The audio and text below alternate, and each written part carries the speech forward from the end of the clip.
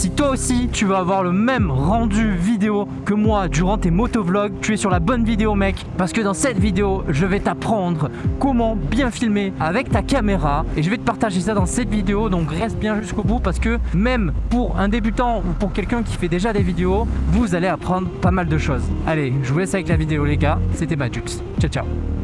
Mais non, je vais commencer à rec. Bon, veuillez m'excuser par avance. Comme on dirait dans le sud, il y a tarpin de vent aujourd'hui. Donc la caméra va un peu bouger. Il y aura peut-être pas mal de vent dans le micro. Mais le cadre est sympa. Au bord de l'étang Pto, pour ceux qui connaissent le coin. Et aujourd'hui, vidéo assez spéciale les gars. Je vais vous présenter mon setup complet pour faire du motovlog qui tient dans cette petite boîte là. J'ai un petit peu de notes sur mon téléphone, un petit peu.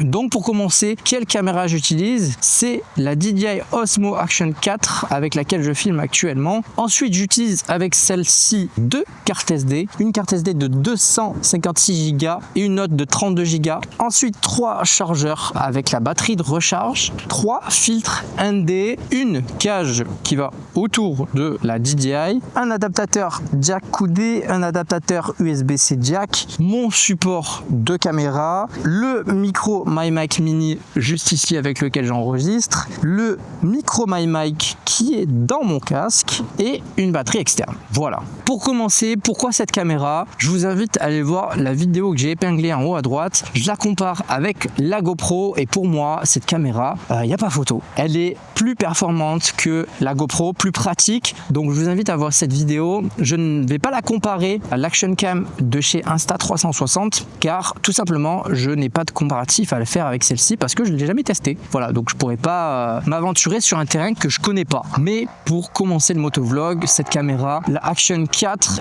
est amplement suffisante. Il y a évidemment la 5 qui est sortie il y a pas si longtemps, qui est beaucoup plus performante, mais la 4 fait aussi très bien le job. Donc cette caméra, évidemment, il faut la paramétrer pour les motovlogs. Donc je vais vous afficher à l'écran mes settings pour cette caméra de jour et de nuit, parce que c'est des settings un peu différents. Je peux pas le faire en même temps que vous là, parce que elle est actuellement en train de me filmer, donc c'est un peu complexe. En ce qui concerne mes micro SD, alors j'en ai deux. Pourquoi deux, vous allez me dire, même moi je sais pas pourquoi, parce que j'utilise principalement la 256 et elle me suffit amplement. Je l'ai jamais rempli totalement, il me semble. Ouais, non, je crois que je l'ai jamais rempli. Et la 32, c'est au cas où, voilà, j'aurais pas assez de stockage. Du coup, j'en ai une de côté, mais depuis le début, il me semble que je l'ai pas du tout utilisée. Alors pour cette caméra, j'ai 3 batteries avec ce boîtier qui est juste exceptionnel, parce que comme vous le voyez, en pressant simplement le bouton, vous pouvez voir directement le niveau de batterie avec 3 codes couleurs, donc vert, orange, rouge. Vert quand elles sont pleines, orange quand elles sont à moitié et rouge quand elles sont épuisées, et c'est super pratique. À savoir que ces batteries, j'ai remarqué avec les chaleurs actuelles qu'elles durent moins longtemps, donc voilà, à faire attention.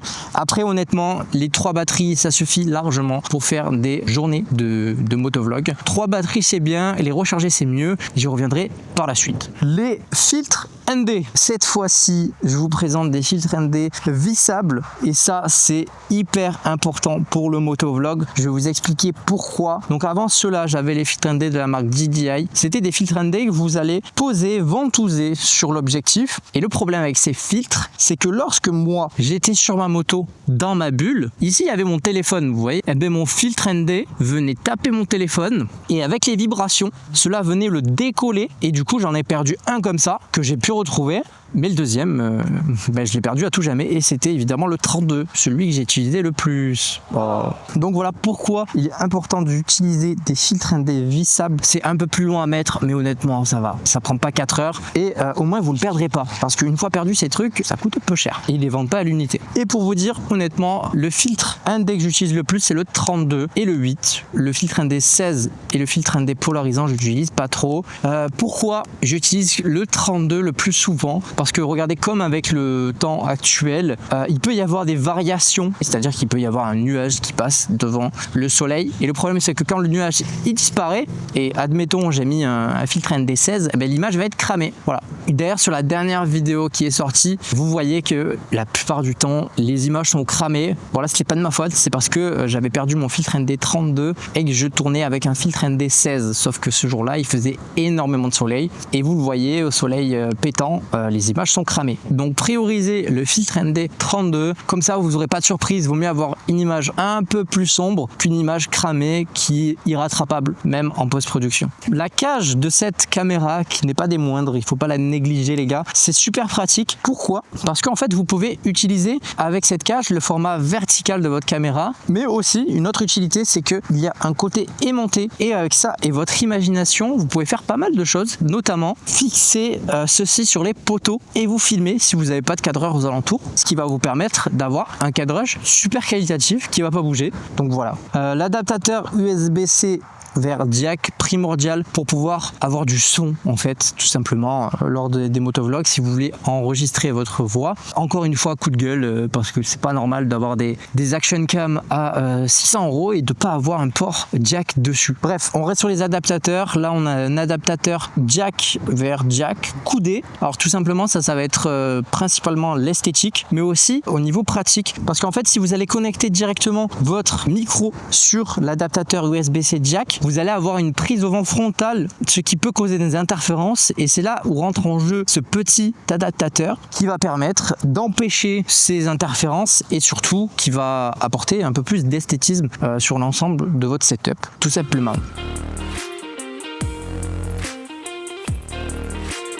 Mon support caméra les gars, alors ça c'est un support caméra que clairement j'ai recyclé, vous voyez c'est siglé GoPro, et vous pouvez même voir qu'il est cassé. C'est un adaptateur coudé que je vous conseille vivement pour pas que vous ayez la caméra vraiment trop proche de votre casque, et en même temps si vous avez de la chance, si vous avez bien configuré le truc en fonction de votre casque aussi, vous pouvez avoir un retour de la caméra, savoir quand est-ce que vous filmez, etc. Et le support pour fixer tout ça, c'est le support de chez GoMoto, juste ici. C'est un support américain, vous n'êtes pas obligé d'acheter chez eux. Je pense que je vais vous mettre d'autres fournisseurs en description qui ont des équivalents. Moi je voulais celui-ci parce qu'il était solide, et je l'ai fixé avec de la pâte sugrue, blanche, parce que mon casque est blanc. Ne mettez pas du double face, même du 3M avec la pâte sugrue, c'est encore un petit billet à mettre, mais je vous garantis que ça va jamais tomber. Ça va faire une action comme du ciment, ça va souder la chose, et franchement là impossible que votre support se décolle. On va passer au micro les gars, avec lequel je filme actuellement, le DJI Mic Mini, très pratique dû à sa taille. Moi je l'utilise principalement pour faire des face cam comme je le fais actuellement. Il est hyper pratique parce qu'il se connecte en Bluetooth directement avec la caméra, pas besoin d'avoir un câble qui passe entre les deux, donc ça c'est génial. Voilà, rien de plus à dire, ce micro il est top. Là on va passer dans le vif du sujet, le micro intérieur du casque. Alors là c'est un sujet sensible parce que j'ai essayé des tonnes et des tonnes et des tonnes de micros. Tous les micros j'ai testé, il n'y en avait pas beaucoup qui m'ont convaincu. En tout cas celui que je trouve le meilleur niveau qualité, c'est le micro de chez MyMic. Alors pareil, c'est un micro qui coûte la peau du cul. En fait surtout ce qui est primordial, c'est au niveau du vent. Il faut pas que le micro il capte trop le vent, et ça c'est compliqué à trouver, et tout va dépendre aussi de votre casque, de votre setup, comment vous avez installé la chose. Voilà, ça on va y revenir par la suite parce que c'est quelque chose qui joue beaucoup. J'ai aussi une batterie externe dans ma boîte, sauf que honnêtement celle-là je vous la conseillerais pas. Je l'avais pris juste pour sa taille, mais elle charge que dalle, donc c'est dommage. Si vous avez justement des batteries à me conseiller dans les commentaires, je suis preneur des batteries externes à peu près de ce gabarit là, ça serait plutôt pas mal. Mais sinon ouais, très important justement quand vous faites les motovlogs d'avoir une batterie externe sur soi pour pouvoir au cas où recharger les batteries dans son casque pendant qu'on filme encore, et aussi ça vous permettra de faire des économies et éviter de vous trimballer avec 12 batteries tout simplement. On va passer à quelque chose aussi qui est très important. Je ne savais pas où le caler, je vous avoue, c'est votre casque. Votre casque va impacter énormément la qualité du son sur vos motovlogs. Alors pourquoi? Tout simplement par rapport à l'isolation du casque. C'est aussi bête que ça. Moi j'ai été très intelligent, j'ai pris un casque type piste, le Shoei X SPR Pro. Voilà, sur ce, je crois que j'ai fait le tour de tous mes accessoires. C'est allé assez vite. Maintenant, il ne reste plus qu'à installer tout ça dans le casque. Donc c'est parti pour la partie montage du setup motovlog. Bon, ben nous voilà dans la partie montage les gars. Une chose que j'avais oublié de noter, je vous la dis maintenant parce que sinon je vais encore oublier, à savoir que le casque, la taille du casque est très importante aussi pour l'isolation du son dans vos motovlogs. Moi, j'ai choisi un casque un peu trop grand pour ma tête, donc ce qui fait que quand je le mets sur moi, il y a plus d'espace pour le vent de passer. Donc très important la taille du casque, les gars, à pas négliger. Et voilà. Donc tout ce dont vous avez besoin, c'est ce qu'il y a devant moi, votre caméra, les accessoires qui vont avec, le micro MyMic qui est juste ici. Il vous faudra aussi du scotch. Également, il vous faudra un filtre anti-pop. Et voilà, sans plus tarder, c'est parti. Alors la première chose qu'il y a à faire, c'est que vous allez enlever votre visière. Alors c'est pas obligatoire, mais c'est plus pratique. Vous y verrez mieux lors du montage.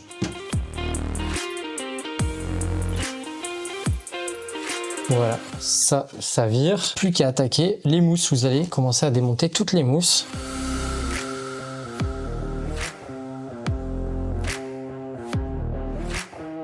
Voilà, là, le casque est carrément mis à nu. Et maintenant, on va procéder au placement du micro. Alors, il faut aussi que vous pensiez à l'entrée jack de votre caméra. C'est-à-dire que vous allez imaginer comment votre caméra va être installée sur le casque et faire en sorte que le port jack vienne directement sur l'entrée de votre caméra et que vous faites pas le contraire, c'est-à-dire que vous faites l'installation et ensuite vous vous retrouvez avec le port jack ici. Donc vous êtes obligé de faire tout le tour pour le mettre là-bas, mais c'est juste trop chiant. Alors ce qui est cool moi dans mon casque, c'est que j'ai une encoche juste ici et je vais pouvoir infiltrer mon micro dedans et ça c'est vraiment génial sur ce casque. Alors je sais pas si c'est fait pour, mais en tout cas c'est vraiment top. Donc moi je le glisse comme ça et après voilà, je viens le recourber dans l'autre sens pour faire en sorte qu'il fasse tout le tour du casque derrière les mousses.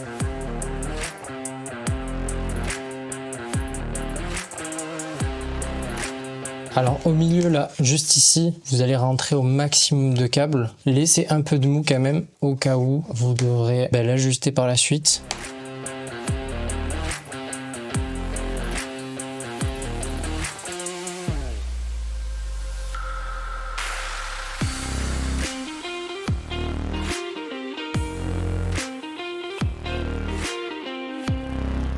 Faites en sorte de caler vraiment le câble bien derrière les mousses pour pas que en fait quand vous allez remettre le casque ça vous gêne. Parce que moi il m'arrivait plusieurs fois où j'avais mis par exemple toute la pâtée de câble juste ici, sauf qu'en fait ça faisait une boule dans le casque et ça faisait très très mal à la tête quand je le portais.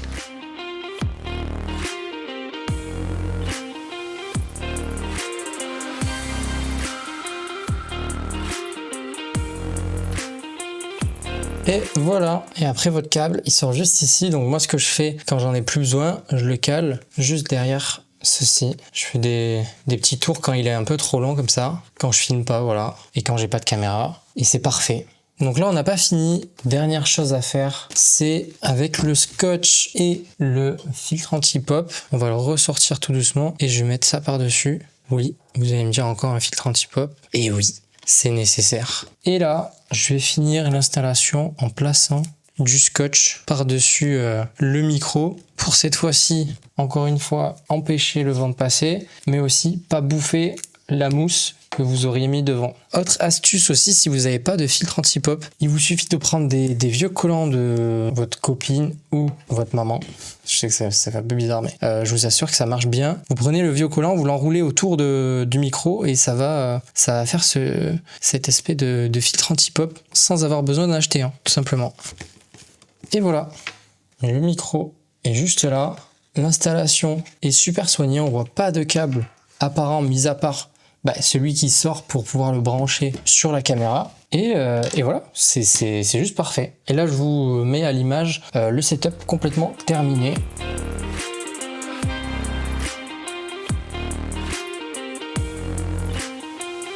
Voilà les boys, allez je vous laisse avec la suite de la vidéo. Dernière étape les gars, la post-production, et c'est là où je fais toute la différence avec mes confrères motovlogueurs.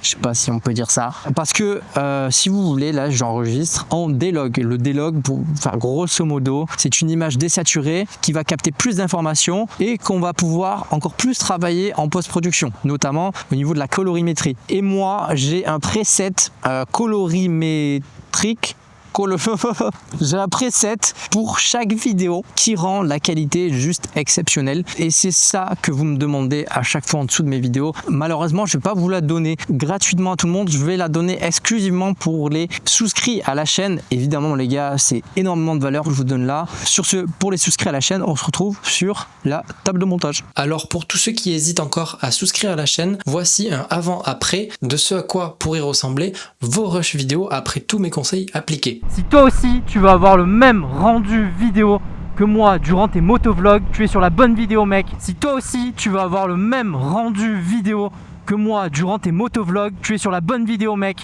Bon bah ça y est, vous êtes parés pour faire des motovlogs. Tout ce qu'il faut retenir les gars, c'est juste être méticuleux, être organisé durant les motovlogs. Sinon après c'est que du régal.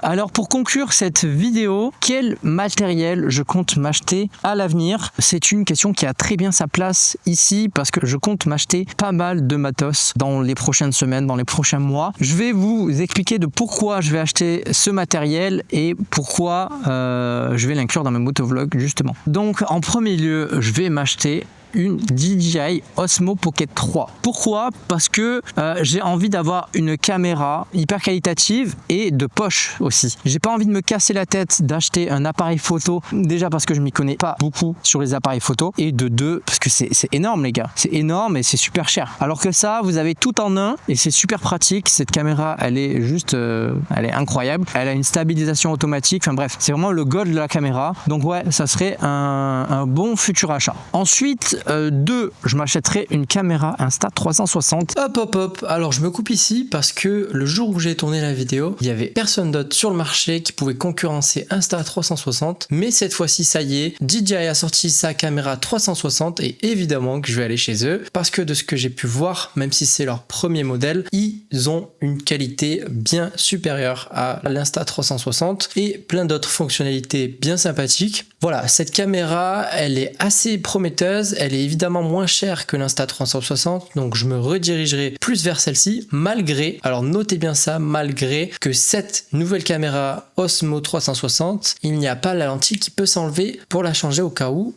on l'abîme. Donc ça c'est un point très négatif de cette caméra, mais si je devais faire un choix entre l'Insta360 et la nouvelle de chez DJI, je partirais chez DJI pour tout simplement une suite logique. Je vous laisse quand même avec la suite de mes arguments sur la 360 qui est aussi valable pour l'Osmo 360. Si vous avez loupé par exemple une action sur votre caméra principale, eh ben cette caméra elle l'aura pas loupé parce qu'elle filme en 360 et c'est ça qui est exceptionnel. Vous pouvez retourner ensuite dans le montage, regarder, enfin bref, vous loupez rien avec cette caméra. Du coup c'est pour ça que je vais m'en acheter une aussi. Je vais m'acheter aussi un micro Pure Sound les gars. Alors j'ai pas abordé le sujet dans cette vidéo parce que justement j'ai pas trouvé de bons paramètres, j'ai pas trouvé le micro idéal pour faire les Pure Sound, donc c'est pour ça que j'en ai aucun à vous conseiller. Mais pareil, je compte en acheter un mais je ne sais toujours pas lequel, donc si vous en avez à me conseiller dans les commentaires, je suis tout à fait preneur. Et pour conclure, une autre caméra DJI Action 4 ou 5, je pense plutôt la 5, pour avoir tout simplement deux caméras fixes. C'est toujours pratique pour avoir une POV avant et une POV de devant. C'est quand même un plus sur les motovlogs. Tout dépend le type de contenu que vous voulez faire. Après, moi je sais que je le fais pas tout le temps parce que c'est quand même aussi une charge après durant le montage. Mais en tout cas, ça permettra d'améliorer considérablement la qualité des vidéos les gars. Bon voilà, sur ce, le soleil est quasiment au plus bas. J'ai assez blablaté. Je me suis pas arrêté de parler pendant 40 minutes les gars. Et voilà, je vous ai donné tout mon savoir-faire durant ces 3 années de motovlog et qui continueront encore. Pareil, si vous avez d'autres conseils et astuces en commentaire, mettez-les. Faites vraiment de cet espace commentaire un wiki de tous les conseils qu'on pourrait avoir sur le matériel vidéo ou bien les conseils pour les caméras. Donc voilà, sur ce les gars, c'était Madux et je vous souhaite une bonne journée et une bonne soirée. Ciao ciao les gars.